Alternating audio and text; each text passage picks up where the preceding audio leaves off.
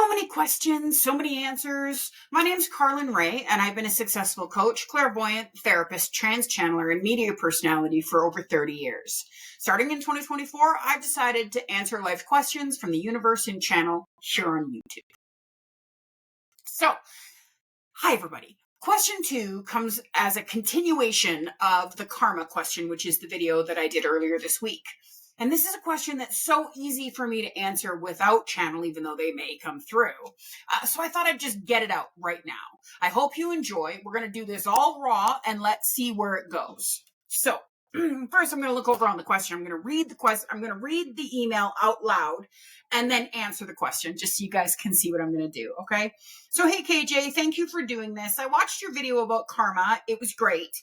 I had a good 10-minute cry afterwards, just realizing a lot of things in my own life. And it also made me think, I also felt like I wasn't good enough, or I had to prove myself to others. I always felt judged about what I wear, what I say, what I do.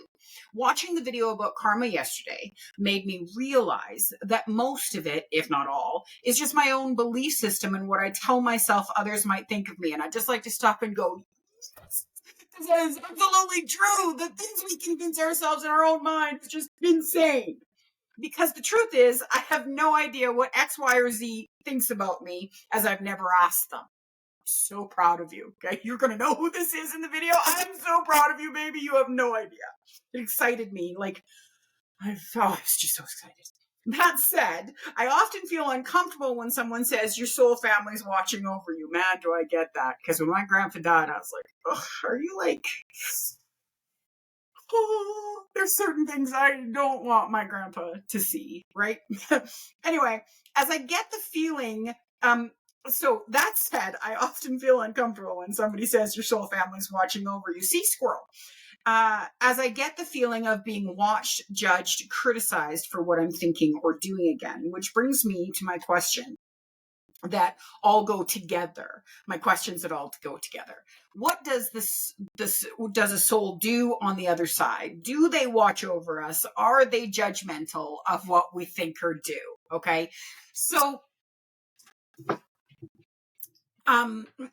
and I'm going to do a lot more videos about this, and I'm going to do some of those videos are going to be trans-channeled, and I'm going to let them, 100% answer this question. But I've had it answered many, many times, which is why I'm going to sort of do this right now. So the first thing that I want to do is I want to share with you that a soul family is different than guides. So I'm just a real quick sort of 5-year-old kindergarten version of it. Your soul family is people that you've loved in your life, that are family or friends or connected to you, that have passed away that you miss. And your guides are sort of older souls, if you will, that are on the other side watching over you. And I will absolutely make that a bigger video at some point. So they're two separate things. And some of you will discover through this channel that I've recently lost my dad, and that this sort of started this whole journey moving me over to trans channeler instead of just clairvoyant, could talk to dead people. It's been a lot of fun. Anyway, so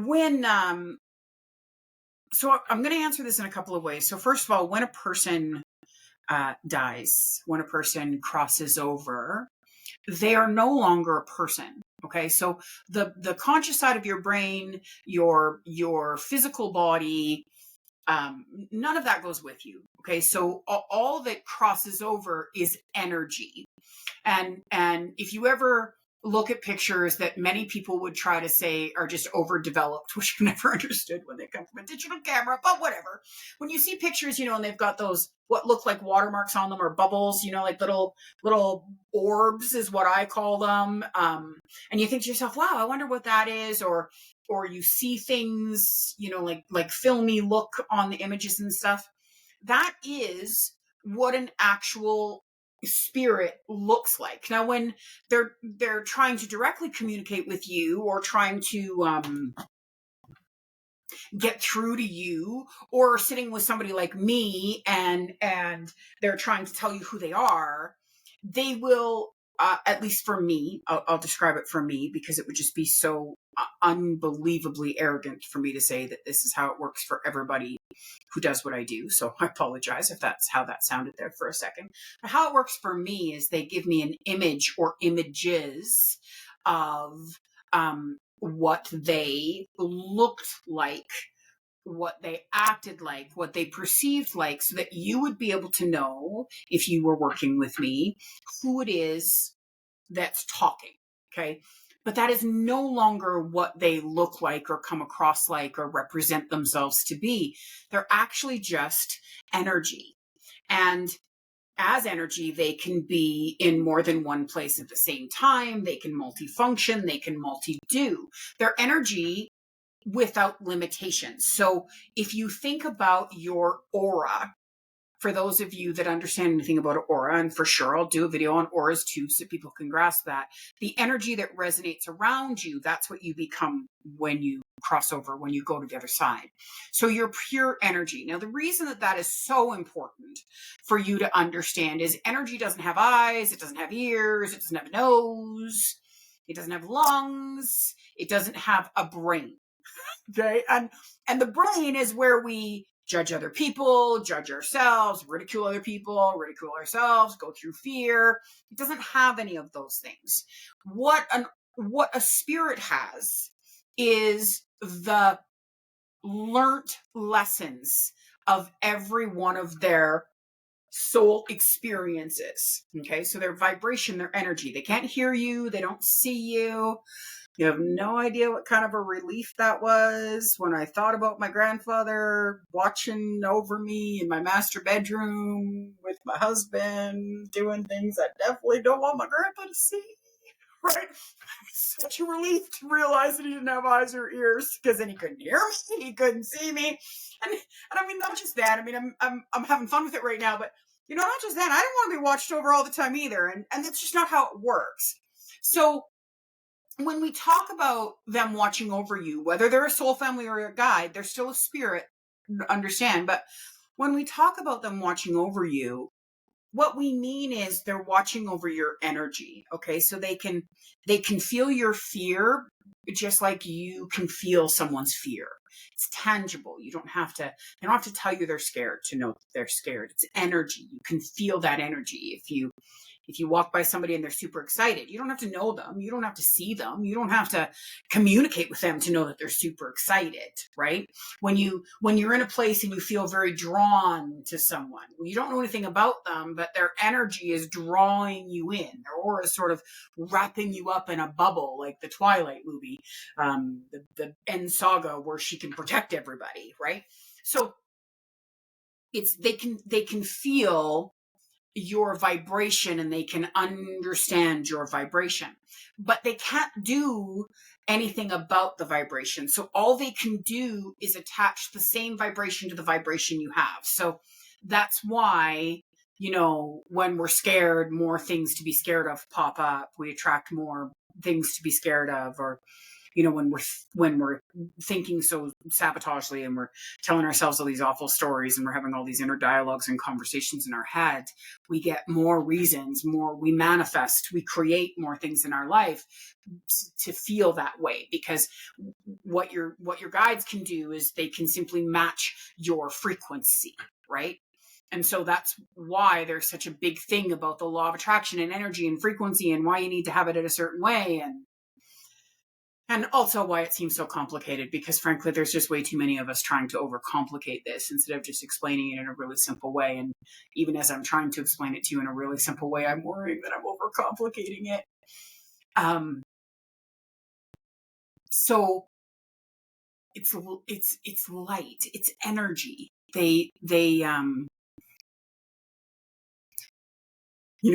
I've got this one sitting with me and she's giggling and she's like, trust me, we can't see what you're doing behind closed doors. We don't actually know.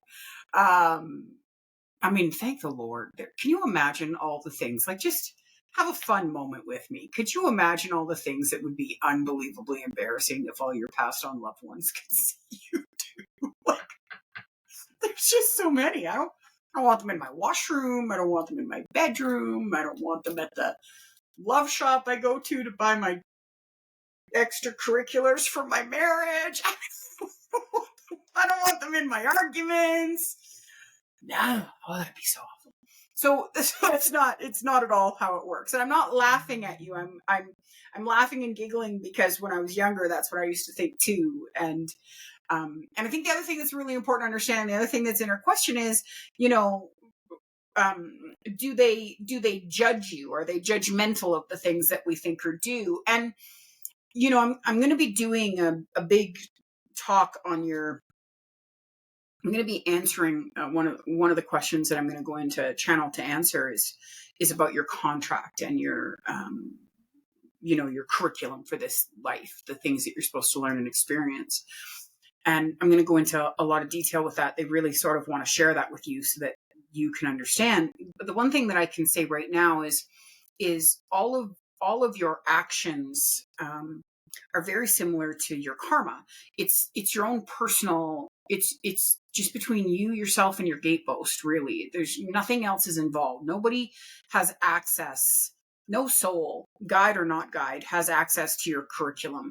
They don't have access to what you should be doing or shouldn't be doing because you were born with free will. And the second that you were born with free will, it's free to choose. And free to choose means it has to be between just you and yourself. So there are a lot of other facets to it, you know, that more than one energy inside of you and all of those kind of things, which I'm definitely going to do a lot of talking about on this channel and sharing with you. But they can't judge you because they don't actually know fully what you're thinking or what you're doing. Now, as far as people that have loved you, that have crossed on, they have a little bit of a better understanding of what you might be doing because they know you, because on a soul level, they know you. And so they know what some of your emotional vibrations mean. So there might be a little bit of that. But they can't judge. So this is important to understand. Judgment comes from the brain. And when you die, you don't have a brain.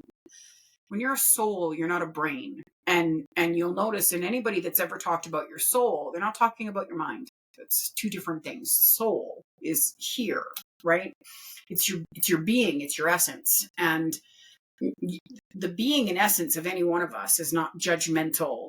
We're not broken. We're not fundamentally flawed. We become flawed and we become broken and we take on judgment and we, you know, become all those things. Like in the karma video where I was talking about those childhood lessons that we take on as our own. We take on experiences that aren't our experiences that give us a story or many stories. And that's how we create judgments and all of those things. So that's not, you know, if you've ever spent time with a newborn, they couldn't judge you even if they wanted to, right? Like there's that.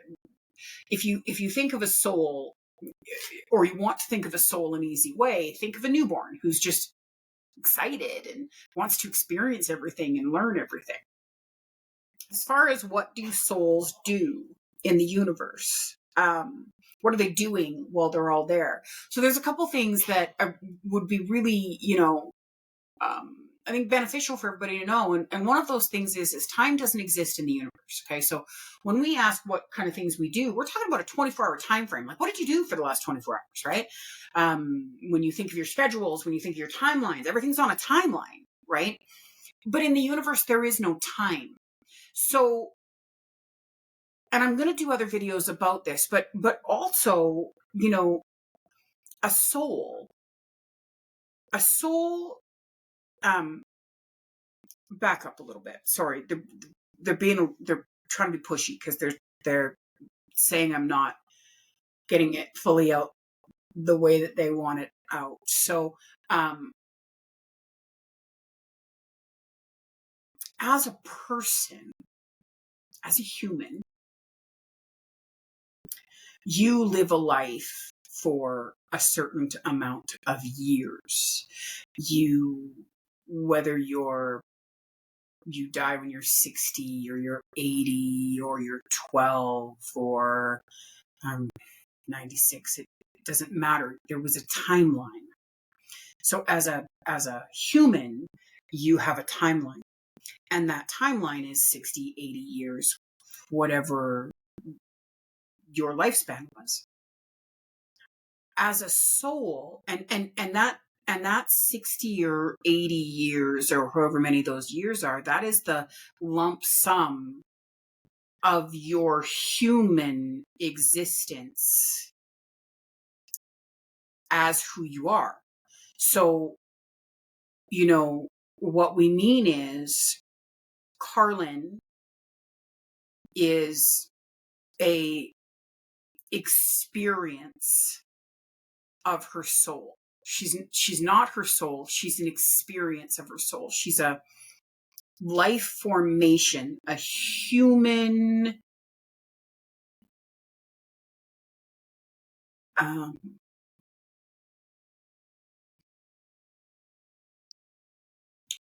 a human experience, existence. Not sure what my right word is, but for when Kjarlune dies, everyone that she's ever known will still think of her as Kjarlune, and they'll have these conversations and, at her next birthday of, oh, she'd be this age at this time. Christmas, oh, we'd be doing this with Kjarlune at this time. And, if she was still here, this is probably what she would have done. But as a soul, a human's experiences is based on one life, one time frame. But a soul's existence is based on many experiences. And because there is no timeline in the universe, things, if you were to look at it as a timeline, move very, very, very fast. Because if Kjarlune was to be alive for 80, 90 years, in her soul, in the universe, when she crosses over and goes home, her soul will feel like that 80, 90 years took place in mere hours, weeks, maybe if you could decipher it to weeks, but it's sort of an instantaneous thing. Like, it's like, have you ever had a dream when you feel like you've traveled somewhere and you've gone on this entire trip and it was just in your dream and you woke up and it felt like it felt like you'd been on a vacation for like 2-3 weeks, but you were sleeping and it was instantaneous. That's what it's like. It's like time is a warp. It doesn't even exist in the universe. So it's if you want to sort of attach it to a time, each of your life's existences is maybe a month, 3 months in timeline of your soul's existence. So because of that, and because time doesn't actually function on the other side, they vibrate. They're not necessarily gone, but they're not gone. We're not gone. It's not even necessary. We're not gone, but we're not there either. We're extensions. We are attached to those that we love and those that we work with and those that we've experienced in life form. Our soul is attached to them, and so we can just sense them doesn't mean we can hear them or know exactly what they're doing, but we sense them, which means we're around them all the time. And if you think of the soul's time as being, when the soul's on the other side, as being like a really great rest where you're not doing anything, but you feel like you've done an awful lot. Like it's like they're sort of just sitting there, but they don't realize that they're just sitting there, if that makes any sense. It's and they can, and as a soul, you can be in many places at the same time. So you can be around many people because you're energy. So you can be around many people at the same time,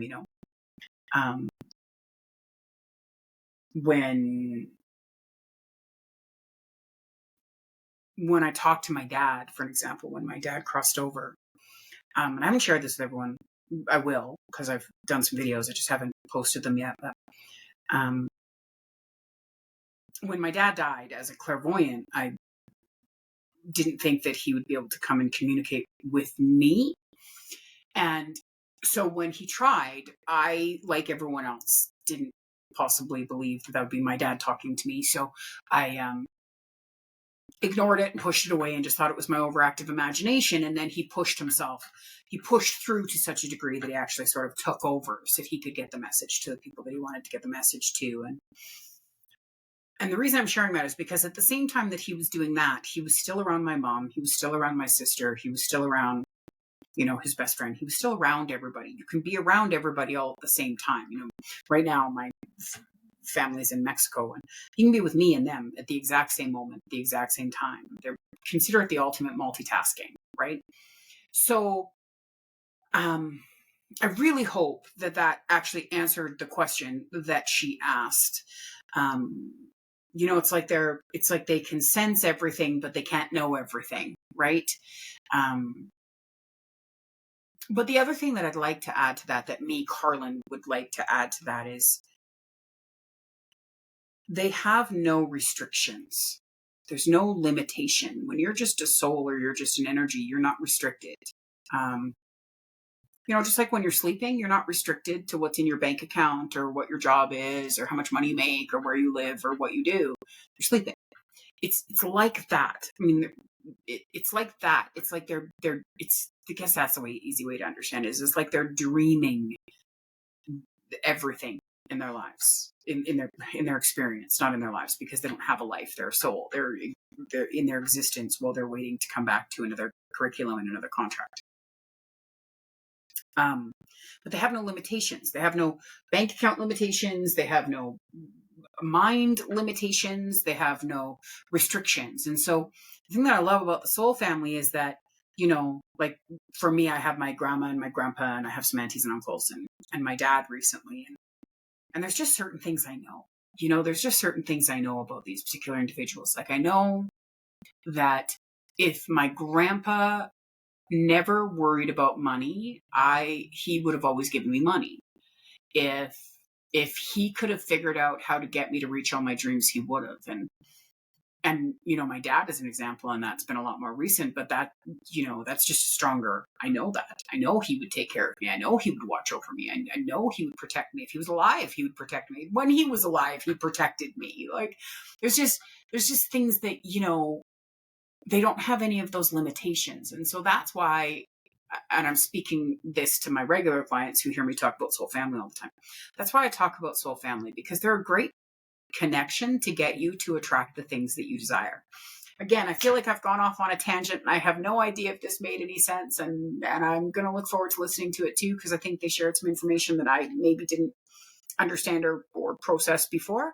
But I hope it answered the question, and I wish you a wonderful day. And again, if you like these videos, or you think that they might be useful, or you think I'm a nut job and you're entertained by the fact that I'm batshit crazy, then like and subscribe. Don't forget to. And if you think that one of my videos is something that could help somebody, then share it.